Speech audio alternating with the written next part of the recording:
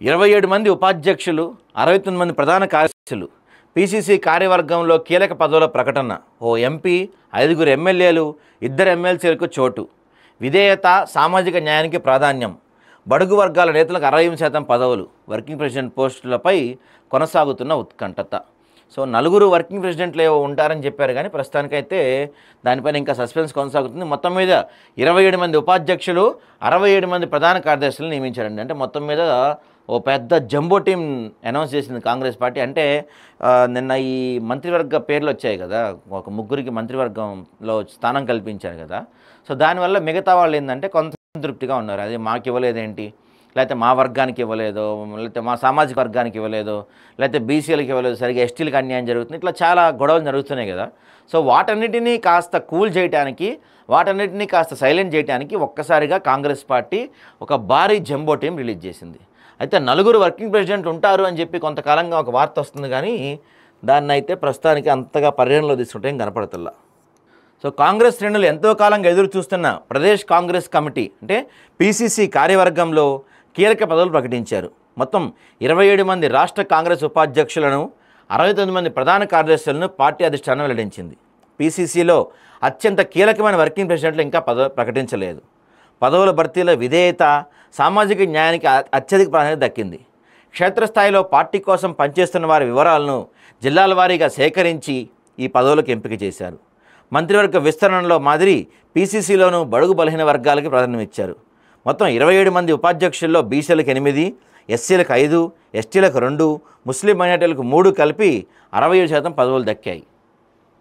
So దీంట్లో అయితే గట్టిగానే ఇచ్చామని చెప్తున్నారు వీళ్ళు. వీరిలో బీసీలకు 26%, ఎస్సీలకు 9, ఎస్టీలకు 4, ముస్లిమ్స్కి 8 పదవులు ఇచ్చారు.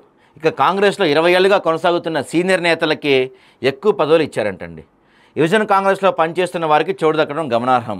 ఒక ఉపాధ్యక్ష పదవుల్లో ఎంపీ రఘువీర్ రెడ్డి, ఎమ్మెల్యేలు నాయని రాజేందర్ రెడ్డి, చిక్కుడు వంశీకృష్ణ, ఎమ్మెల్సీ బలమూరి వెంకట్, బసవరాజు సారయ్యలతో పాటు సీనియర్ నేతలైన కుమార్ రావు, కొండ్రు పుష్పలతో పాటు పార్టీలో కొత్తగా వచ్చిన బంతు రామ్మోహన్ వంటి వారికి చోటు దక్కింది. మొత్తానికి బంతు రామ్మోహన్కి ఏదో పోస్ట్ వచ్చింది. అయితే కొత్త ఉపాధ్యక్షులు వీరే అంట, ఇది రిలీజ్ చేసిందిగా. సో వీళ్ళు వైస్ ప్రెసిడెంట్స్ అండి, కొత్తగా వచ్చిన ఉపాధ్యక్షులు వీళ్ళే. All India Congress committee KC Venugopal general సెక్రటరీని రిలీజ్ చేసిన లిస్ట్ చూస్తే 27 మంది. టి కుమార్ రావు, రఘువీర్ Reddy MP, Nayan Rajender Reddy MLA, Chikkudu Vamshikrishna MLA, Balmoori Venkat MLC, Basavaraj Sarayya MLC, Hanumanthula Jhansi Reddy, బండి రమేష్, కొండరు పుష్పలీల, కోట నీలిమ కూడా వైస్ ప్రెసిడెంట్ ఇచ్చారా సనత్ నగర్, రైట్. ఇక కైలాష్ కుమార్, నమిండ్ల శ్రీనివాస్, ఆత్రం షుగున, గాలి అనిల్ కుమార్, చిట్ల సత్యనారాయణ, లకావత్ ధనావతి, ఎం వేణుగౌడ్, కోటిమిరెడ్డి వినయ్ రెడ్డి, కొండేటి మల్లయ్య, శ్రీ ఎంఏ ఫహీం, ఎస్ సురేష్ కుమార్, బొంతు రామ్మోహన్, అస్ఫర్ యూసఫ్ జహీ, జగదీశ్వరరావు, నవాబ్ ముజీద్ అలం ఖాన్, గుమ్మల మోహన్ రెడ్డి, చిన్నపట్ల సంగమేశ్వర్. సో వీళ్ళందరూ వైస్ ప్రెసిడెంట్స్ అనమాట కాంగ్రెస్ పార్టీకి. ఇక వీళ్ళతో పాటు ఇదిగో వీళ్ళంతా జనరల్ సెక్రటరీలు, ఒక 60 మందిని జనరల్ సెక్రటరీలు నియమించారు. చాలామంది ఉన్నారు దీంట్లో, 69 మంది అండి జనరల్ సెక్రటరీలు మొత్తం. సో 69 మంది జనరల్ సెక్రటరీలు నియమించారు. ఇక్కడ నాకు డౌట్ ఏంటంటే వీళ్ళు ఏం చెప్తున్నారు, మేము బీసీలకి, ఎస్సీలకి, ఎస్టీలకి పెద్ద పదవులు ఇచ్చాము, వాళ్ళని మేము అసలు వాళ్ళ దీని మొత్తం మేము డెవలప్ చేసామని చెప్పుకుంటున్నారు కదా.